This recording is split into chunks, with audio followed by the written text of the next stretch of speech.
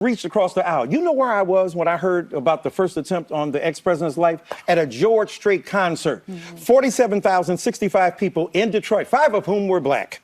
And when I go out to a George Strait concert, I stop and I talk. People are amazed that I'm there. We begin to discourse because I believe in reaching out to the other side, which is what Nancy Mace failed to see. I am not a Lothario. I am a therapist of the soul trying to bring healing to people's lives and minds. And I think that, look, this election is tight. I think Kamala Harris is a superior woman. I think she is a superior candidate. She is not petty. This man is an orange apparition who is proud to be unmolested by enlightenment. He's got the nerve to call Kamala Harris dumb. He is the very definition of unintelligence in this country. Robinson, you ain't no Martin Luther King Jr. If Dr. King had a dream, you are a nightmare. This is white supremacy by ventriloquism. Black mouth moving, white supremacist ideals coming out. And I think that he needs to debate Kamala Harris. I ain't seen no Haitians eating no dogs and cats, but I saw a black woman eating a white ass on television. Boy, oh boy, oh boy, oh boy, oh boy. I thought I was done talking about this story involving probably one of the biggest race hustlers in this country, Michael Eric Dyson, okay? Because I'm not calling him doctor, right? I'm not throwing any respect on this man's name because he deserves absolutely no respect whatsoever, especially after running to The View to basically declare that white Christians hate themselves in response to a question about what happened between him and Nancy Mace. Now, I've already talked about this a couple times over the past week or so. Everybody should be familiar with the story.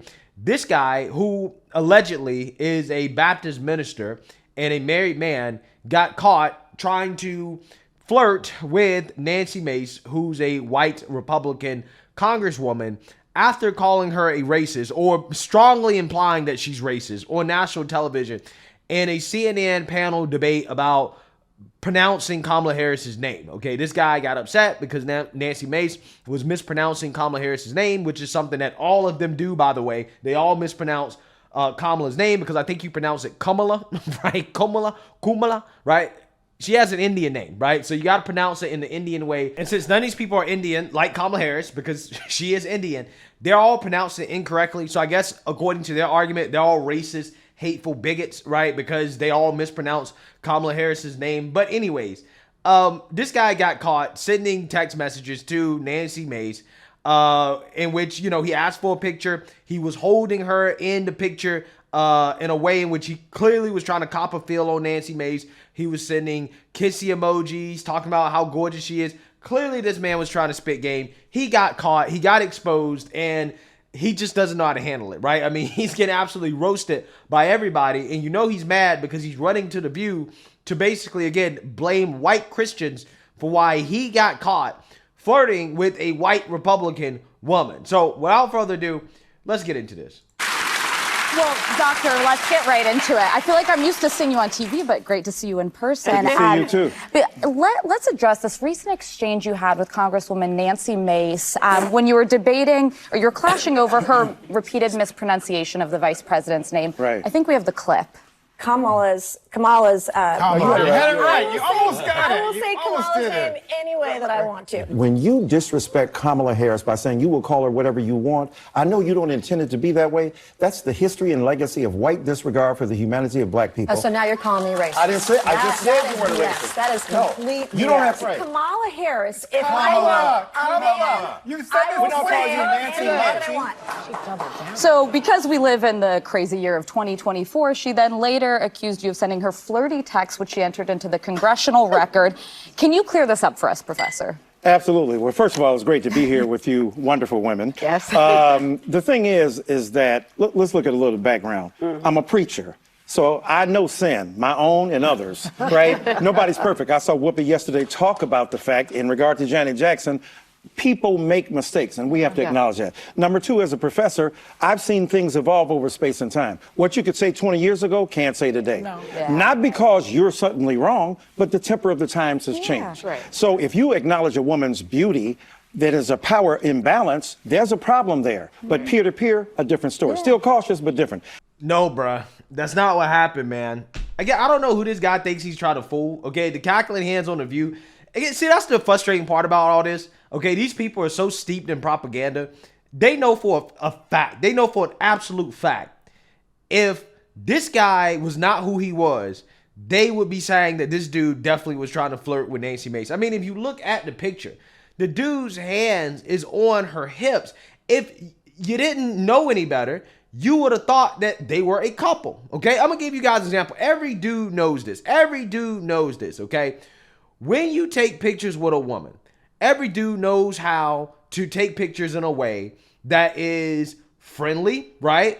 Versus in a way in which, you know, there's a little bit more going on here, right? Like, for example, this is just for demonstration purposes. I'm gonna show you guys this picture that I took with my girlfriend. As you can see, my hand is on her waist, okay? As if we're a couple, we're together, because we are together. But in this picture right here, this is a picture with a fan, a female fan. Look at the picture, it's different. My hand is not on her waist. I don't even think my hand is on her back, right? I think I just kind of put my hand behind her, okay? But hand is definitely not on the waist. There's a good amount of space and air between us. You know, I'm not pulling her in, okay? Like, no, because ultimately, at the end of the day, I understand how important it is to establish boundaries when you're taking a picture with a woman who is married, or if you're in a relationship. There's ways to take that picture in a way that's very friendly, okay? Not only did this dude take that picture in a way that, again, if I didn't know any better, again, you would think that they're a couple, right? I wouldn't say they're just friends, right? Again, there's ways to take pictures as a couple. There's ways to take pictures as a friend, right? Again, those are two different things. Everybody can spot it. Everybody can see it. This dude was copping a feel, and he was taking that picture as if that was his woman, right? That was his trophy on the side, right? That's what he was doing. I mean, look at it. This dude had her tucked tight, okay? I'm pretty sure his stomach was suffocating the woman, okay? I'm just saying, there's no space between these two. And then after that, you send a follow-up text message talking about how beautiful she is with kissy emojis. Now, I know damn well every single last one of these cackling hens on this panel know what this man was doing. And the fact that they can sit up here with a straight face and listen to this man lie to their face, just simply because he's a race hustling Democrat, it showed you how unserious this show is, right? Even when you're talking about getting the perspectives of women, because they all know as women what this man was trying to do. Every single last one of them, okay? This is not about, oh, well, you know, back in the day, you used to be able to do this, you used to be able to do that, and now nowadays you can't. No. Everybody knows universally what this man did. He was definitely trying to spit game, right? He was definitely shooting his shot. And as a Baptist minister, a married man, he should be ashamed of himself. He should be asking for forgiveness. That's what he should be doing, okay? He should be asking Jesus for forgiveness. But instead of doing that, he's trying to play you for recognizing his obvious failed attempt at infidelity, right? He wants to get mad at you because you are saying that, hey, man, you know, this don't look right, okay? There's a whole lot of hypocrisy here, especially from this guy that claims he loves them black sisters, right? He loved him some chocolate, and apparently he likes some vanilla too, okay? He likes snow bunny hopping, right? But hey, you know, we all know what the Bible says, okay? What did Jesus say? Matthew 7:15, beware of false prophets, okay? Because they will appear as sheep, but they're actually ravenous wolves, right? This guy, in this case, maybe not so much hungry, okay, but thirsty, right? He's definitely thirsty. But there's no doubt in my mind that this dude is a false prophet, okay? And he should be ashamed of himself. He really should. And then thirdly, let's look at the politics. We're living in a toxic culture where there's a cancel culture gotcha. We're not trying to elevate, we're trying to eviscerate. So when it comes to Nancy Mace, you see, I tried to be nice to the woman. You're not trying to be nice when you're calling people racist, right? When you're calling people racist on national television, that's not being nice. Again, I don't know who this guy thinks he's trying to fool, but it's just so frustrating to just listen to this guy lie, right? Why are you lying? Just admit you got caught, please. Okay, you're insulting my intelligence at this point, okay? I'm being insulted with this. Said, you're a wonderful woman. I lied.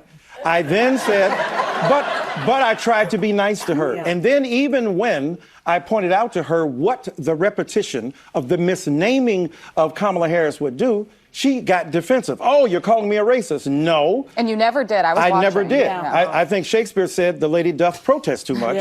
Or in the hood, we say a hit dog will holler. So the point is, Well, you definitely called her a racist after she exposed you. But I love these word games that these people are playing, right? Well, I said that she was saying racist things, but I didn't call her a racist, as if that's any better, right? When you accuse me of white supremacist talking points, okay, or saying racist things, that's not much better than just calling me a racist, right? That's like a roundabout way of saying that I'm racist, okay? But you definitely called her racist for denying your advancements, right? For exposing you, okay? Which in my opinion, I think is just as bad as claiming that mispronouncing Kamala Harris's name is racist, right? It's a racist thing to do. Both very ridiculous, right? And this is one of the reasons why people take these accusations of racism as a joke nowadays in 2024, because basically anything that hurts the feelings of a black person like Michael Dyson, that is a form of racism and bigotry. That this woman has now depended upon, like her inspiration, Donald Trump, a racist trope. The black brute seeks the innocent white woman, and now I'm seeking lasciviously to approach her. I didn't call her names. I acknowledge her humanity. And I'll say one final thing to all of these white Christians, and she's one of them. The Bible says, if my people who are called by my name will humble themselves and pray and turn their face to God and turn away from their wicked ways, then I will hear from heaven, and then I will forgive their sins and I will heal the land. They have not forgiven themselves. White Christians hate themselves for the past wrongs that have been done. And I'm here as a loving Christian to say, let's grapple with that past, acknowledge the historic legacy of supremacy. Don't deny it. Don't erase it. Don't eviscerate it. Don't remove it from the history books. Confront it. And then when you forgive yourselves, we can go forward. I am a human being. Have I made mistakes? Absolutely. Have I said the wrong thing to people that I wish I could take back? Absolutely. But I am a child of God. And that means I don't have to be perfect to be useful, and I don't have to be unflawed to shine bright. All right. Okay, I'm sorry. You're a false prophet, okay?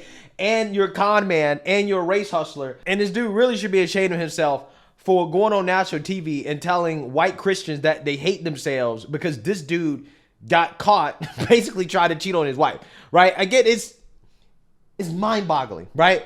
Only in America, guys. Only in America can you be an alleged Baptist minister, black, go on national TV, accuse a white woman of racism for mispronouncing an Indian woman's name when you're not even pronouncing it correctly, right?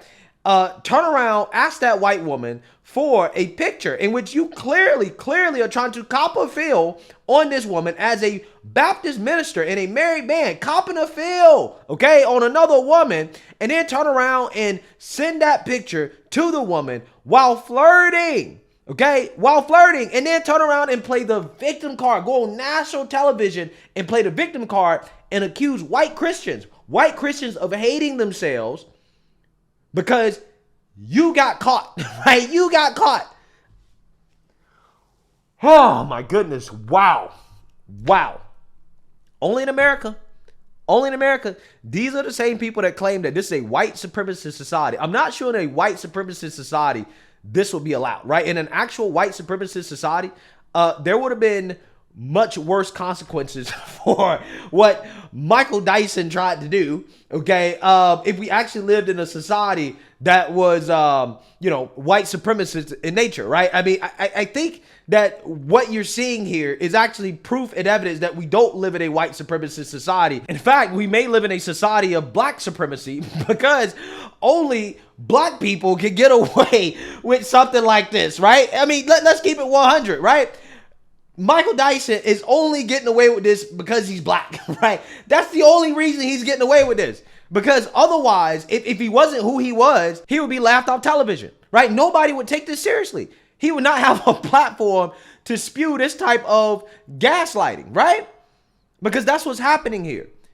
And also racial hatred as well, too. Tell me, on what show can you go on as a white person and say, hey, in response to me getting caught trying to flirt with a black person, right, a black woman, in response to me getting caught, you basically tell black Christians that, hey, you hate yourself, right? You hate yourself as a black person because you caught me trying to cheat on my wife, right? Allegedly, right? I don't think there's any platform where a white person can say anything about black people that come close to what this guy openly says about whites on national television. It would be deemed hate speech. 100%. But yet, this guy's oppressed, right? He's a victim, right? When he clearly, in my opinion, has special rights and privileges that other people don't have. But hey, it is what it is. I mean, this is par for the course when it comes to the race hustlers in this country. This is why I highly recommend you guys check out the movie Am I Racist? Okay, that Matt Walsh put out. Amazing movie. Extremely funny. I saw it this weekend. And situations like this kind of highlight why that movie I think is so important, because I mean, this guy right here clearly is a part of this industry of grifters, and I mean that in the truest definition of the word, right? I hate calling people grifters, but this guy is one of the biggest grifters, false prophets on the planet that I've ever seen, and he really should be ashamed of himself for defaulting to spreading this type of hatred and bigotry in response to him getting caught up in his own lies while also calling himself a Baptist minister. It really is. It's extremely frustrating. But hey, let me know what you guys think. Make sure you like, comment, and subscribe. Most importantly, share a Black conservative perspective. Peace.